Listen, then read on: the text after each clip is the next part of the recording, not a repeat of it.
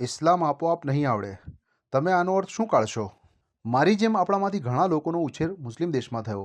આપણા માતા-પિતાએ આપણા ઈમાન અકીદા વિશે બહુ ચિંતા કરવાની જરૂર ન હતી. તેમને તમારી બહુ ચિંતા કરવાની જરૂર ન હતી કે તમે ખ્રિસ્તી તો નહીં બની જાઓ ને? તમે નાસ્તિક કે યહૂદી તો બની જવાના નથી ને? તેમને ચિંતા ન હતી કે મારો દીકરો બહાર તો જાય છે, પણ તે જુમ્મા પડશે કે નહીં? આવો વિચાર પણ તેમને આવતો ન હતો. તમે કોઈ ગેંગમાં જોડાઈ જશો, ડ્રગ્સના રવાડે ચડી જશો અથવા ઘરમાંથી ભાગી જશો, એવી કોઈ સમસ્યાઓ તેમને ન હતી. તેથી ઇસ્લામને લઈને તેમને તમારી બહુ ચિંતા કરવાની જરૂર ન હતી, કારણ કે સમગ્ર સમાજ તમને એક યા બીજી રીતે ઇસ્લામ શીખવાડતું હતું. શાળામાં તમે શીખતા હતા, તમારી આસપાસ તમે અઝાન સાંભળતા હતા, સમાજ તમને ઇસ્લામ આપતું હતું.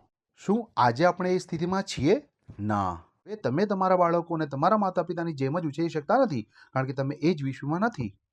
કારણ કે આજની દુનિયા જુદી છે. તમે ધારો છો કે બધું બરાબર છે અને બધું બરાબર થઈ જશે. આપણે બચી ગયા, તમે બચી ગયા, કારણ કે તમે અલગ દુનિયામાં રહેતા હતા. આજની દુનિયા જુદી છે.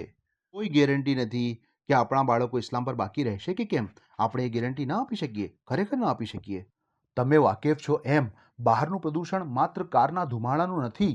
બહાર તો કુફરનું પ્રદૂષણ છે, રાઈબનું પ્રદૂષણ છે, તરદ્દુદનું પ્રદૂષણ છે. લોકો શંકાસ્પદ થઈ રહ્યા છે.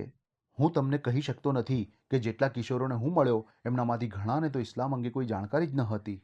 તેઓ મૂંઝવણમાં છે. ઇસ્લામને લઈને તેમણે હંમેશા ખોટી વાતો સાંભળી છે. છેવટે અમે ટેક્સાસમાં હતા. અહીં બહુ જ ભયંકર માહોલ છે. એક સવારે જુમઆ પહેલાં મારા ઘરે મોર્મોન્સ કિશોર વયના 2 છોકરા આવ્યા.